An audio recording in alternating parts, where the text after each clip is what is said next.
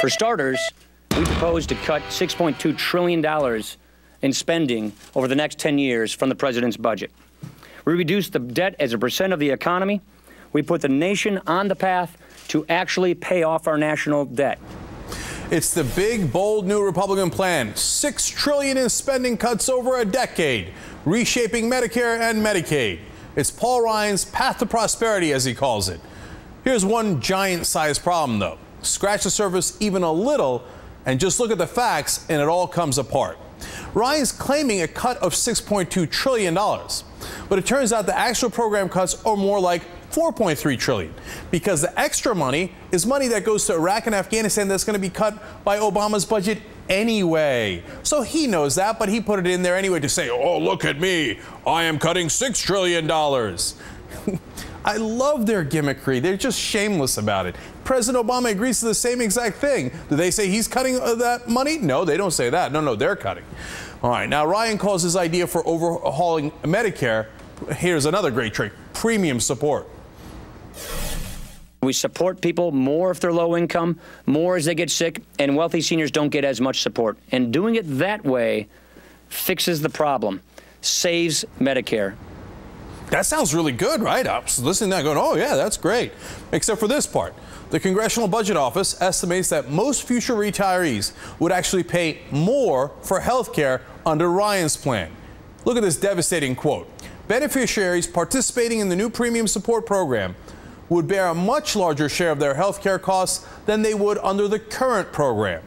The CBO says that by 2030, Ryan's plan will have seniors paying over $20,000 out of pocket for health care. $20,000. Strangely, Paul Ryan has neglected to mention that pesky little fact. And here's another pesky fact that Ryan isn't talking about. The spending cuts he's calling for overwhelmingly hit programs that help the poor. Now take a look at this chart. It's from an article by Robert Greenstein of the Center on Budget and Policy Priorities. It shows that 2/3 of the spending cuts come from programs that help lower-income Americans, programs like Medicaid, food stamps, and low-income housing. But I guess this shouldn't be a surprise. After all, someone's got to pay for all those tax breaks for the rich. Now remember, Ryan's proposal also drops the top tax bracket for individuals and corporations from 35% to 25%. That's a huge gift to the rich. Somebody's got to pay for it. That's part of why you have so much that you have to take from the middle class and the poor. Here's the scary part. The plan might just work anyway. But you have to understand its real goal. Even though Ryan's numbers don't add up, they could have a huge impact on the bigger fight, which is the ultimate objective.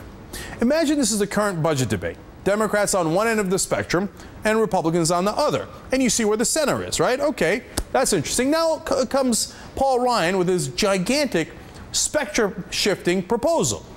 $6 trillion in reductions, he claims, over 10 years. And what happens? Suddenly, the whole debate shifts, and you've got a whole new center. Suddenly, Democrats are forced into a fight over defending Medicare. Last year, the fight was over whether we should extend the Bush tax cuts for the wealthy. This year, it was over cutting spending by tens of billions. Next year, it'll be over cutting trillions instead. You see how they move the center so all of a sudden the whole country is further and further right? That's the big win for extremist right-wingers, shifting the whole debate. That's the whole point of this exercise.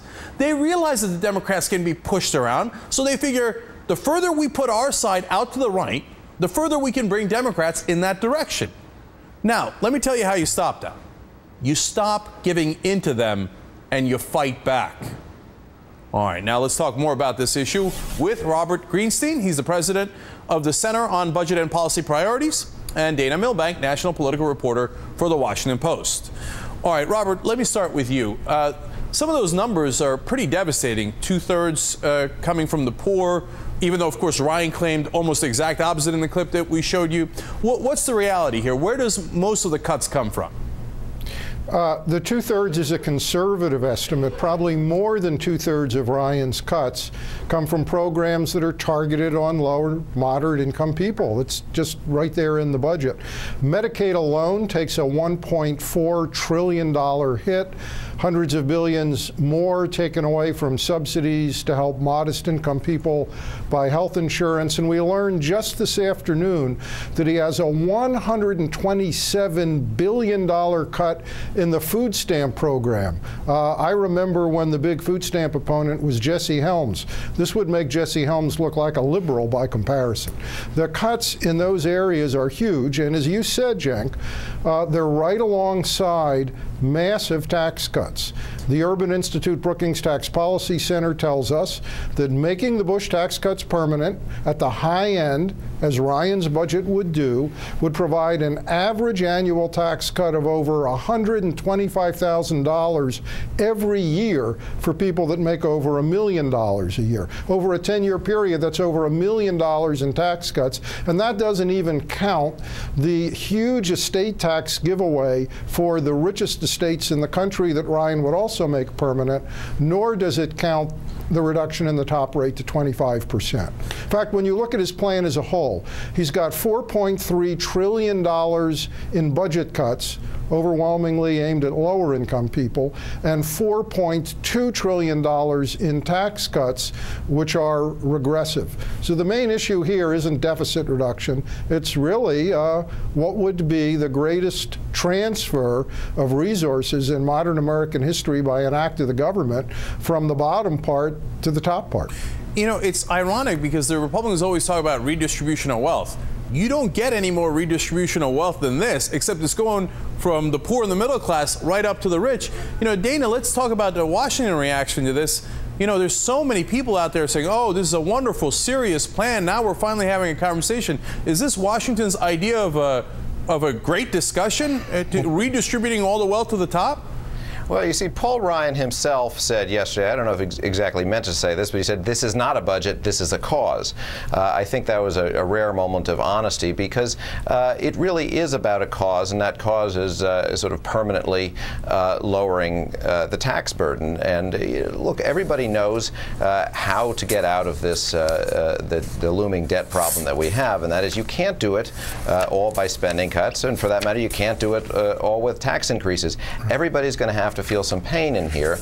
And what Paul Ryan did is say, look, actually, it's just the other side that's going to have to feel some pain and have their beloved social programs cut. We're not going to take much out of the Pentagon. And in fact, not only are we not going to increase taxes, but we're going to decrease the top rates for corporations and for the wealthiest Americans. So in that sense, it wasn't a serious proposal. I think the way you set it up is correct. It's really sort of the opening gambit here to say, okay, well, we'll be over here to try to pull you in our direction. Then you have the president sort of being, I think, in his own way, a bit extreme by saying nothing needs to be done here, is essentially what his budget does. Really?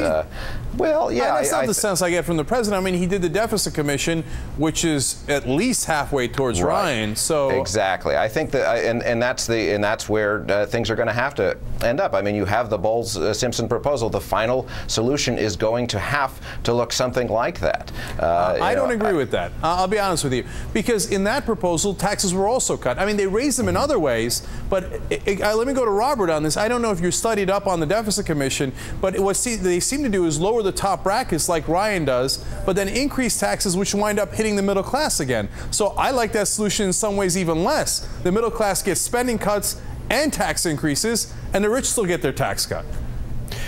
Well, the Bowles-Simpson Commission clearly is preferable to Ryan.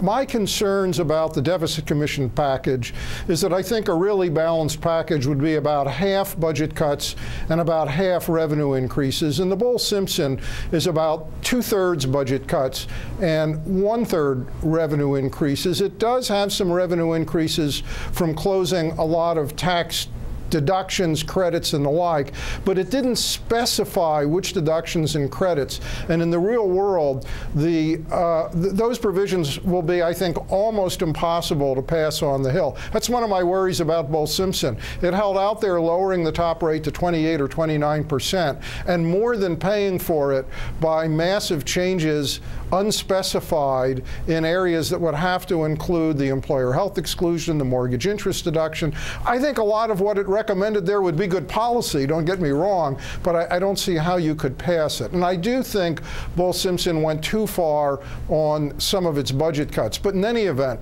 Dana makes a good point that that's one possible way out.